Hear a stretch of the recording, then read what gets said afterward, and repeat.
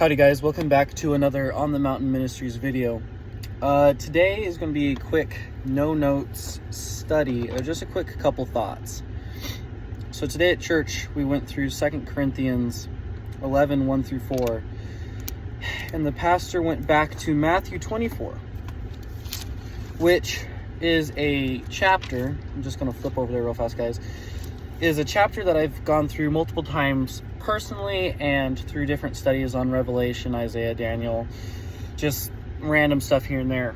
And I noticed a couple new things today when I was going through, and I'll just show you guys real fast. It's highlighted and underlined, and I got things falling out of the Bible. Nonetheless, I'm going to read it to you guys real fast, and we'll see what happens here. Okay, Matthew 24, verse 1, sorry. Then Jesus went out and departed from the temple, and his disciples came up to show him the buildings of the temple. And Jesus said to them, "Do you not see all these things? Assuredly, I say to you, not one stone shall be left here upon another that shall not be thrown down."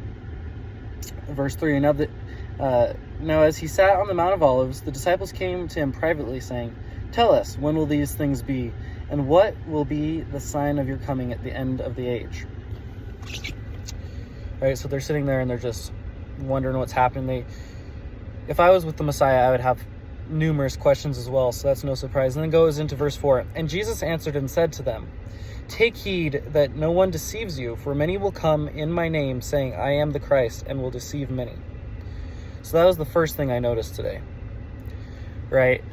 Let me just turn the heater off the car real fast. I just got done with a hike, doing 75 hard. Anyway, so that was the first thing I noticed, is in verse 5 it says, "For many will come in my name, saying, 'I am the Christ,' and will deceive many." It's interesting, right? As we look around the world today, we see many religions that, claim to follow Jesus, right? And there's plenty of denominations that do as well. But I think there's some differences, some of you guys might know. And so I underlined that, because that was never underlined up until today, which was interesting. And then I boxed in and "come in my name," saying, "I am the Christ," which is interesting because my thoughts go directly to, if you're coming in the name of Jesus, right? You're coming in the name of God, and he's Messiah. How could they be the Christ? So I kind of was sitting there thinking, does that mean that they are saying that Jesus is only a prophet, or what's going on there? So that was something I was thinking about, but I underlined that because I think that's really interesting. It says, "It'll come in my name, saying, 'I am the Christ,' and will deceive many." And it goes down into verse 6, "And you will hear of wars and rumors of wars. You will see that you are not troubled, for all these things must come to pass, but the end is not yet. For nation will rise against nation, and kingdom against kingdom, and there will be famines, pestilences, earthquakes in various places." Verse 8, "All these are the beginning of the sorrows." I boxed in beginnings. That one was highlighted before, but I think it's interesting to think, right? Because in the country today and in the world we're living in, a lot of people are, it's the end times, which it may be. I'm not sure. I'm not God, right? We'll get into that here in a second. But it says these are only the beginnings. So I think that's important to realize, is that things are going to get worse before they get better, but it's going to get worser than the worst, right? I mean, that doesn't make any sense now I say it out loud, but you guys know what I mean. It goes down in verse 9. "Then they will deliver you up to tribulation and kill you, and you will be hated by all nations for my name's sake. And then many will be offended, will betray one another, and will hate one another. Then many false prophets will rise up and deceive many. And because lawlessness will abound in love, the love of many will grow cold." So right down there in verse 9 through 11, there's a lot to unpack there. Or sorry, verse 12, there's a lot to unpack there. I was thinking about that, right? If you look around and you're looking at the news today, a lot of things are happening over in the Middle East and with Israel. And a lot of people are hating on the Jewish population, if they are practicing or not. I think that's important to realize. But down here it says, "You'll be hated," and this is also underlined, but I boxed in "all," because I think that's interesting thing to keep in mind is it's not going to just be one or two nations or someone here and there. Something's going to happen that everyone's going to hate Christians and the Jews and all that for his namesake, right? So everyone that follows Messiah will be hated for following him. And they will be offended and will betray one another, and they will hate one another. Then many false prophets will rise up and deceive many. So that's kind of the topic today was, don't be deceived. You got to keep an eye out. You got to, we've talked about that before. You got to be observant. You got to be ready, because they're going to try to deceive you. And what's the best way to not be deceived is to stay in the Word, right? You got to stay in the Word. And then it says, and because lawlessness will abound, the love of me will grow cold, right? What's lawlessness? It's sin. So I think that's important to keep in mind. Verse 13, but he who endures to the end shall be saved, and this gospel of the kingdom will be preached in all the world as a witness to all the nations, and then the end will come. Therefore, when you see the abomination of desolation spoken by Daniel, the prophet, standing in the holy place, then let those who are in Judah flee to the mountains. Let him who is on the housetop not go down and take anything out of his house, and let him who is in the field not go back and get his clothes. But woe to those who are pregnant and those who are nursing babies in those days. And pray that your flight may not be in winter or on the Sabbath. So I'm going to pause right there for a second. I think that's a lot right there. And I don't understand almost anything I read in this book.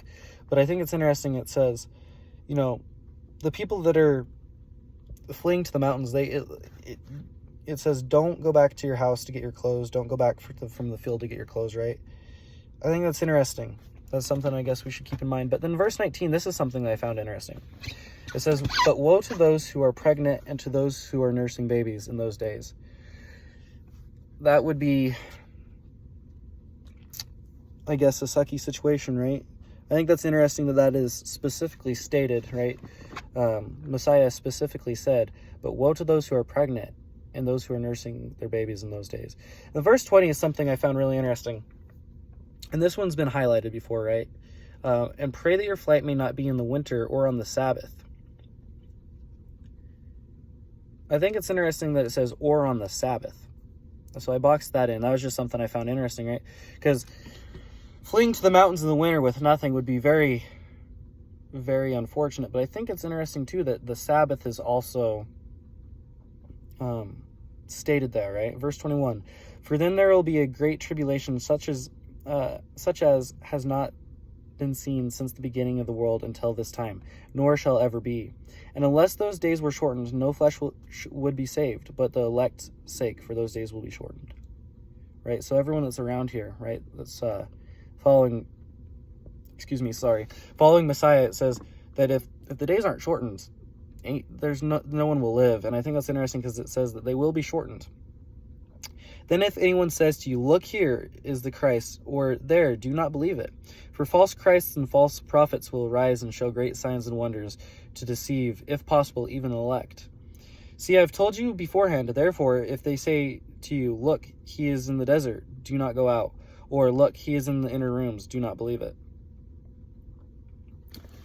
So that's a lot to unpack there. And I'm not gonna go into the rest of the chapter. But those were the things I found today, and then I kind of underlined, right, was, for many will come in my name, this is verse 5, saying, I am the Christ, and will deceive many. Verse 8, and all these are just the beginnings of the sorrows. Verse 9, I boxed in all, for saying, all nations for my name's sake will hate you.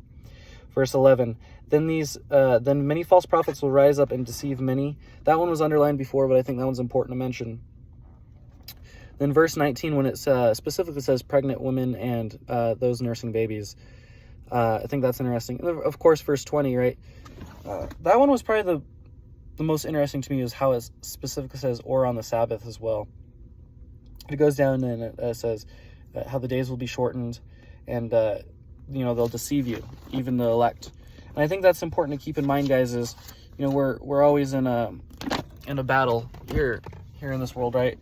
So that's something to keep in mind. I guess this is more of a rambling video and just some things I noticed today in Matthew 24. But there's a lot to unpack there, and I would encourage everyone to get back in your word, study it, stay in it, and see what you can learn. Have a blessed day, y'all.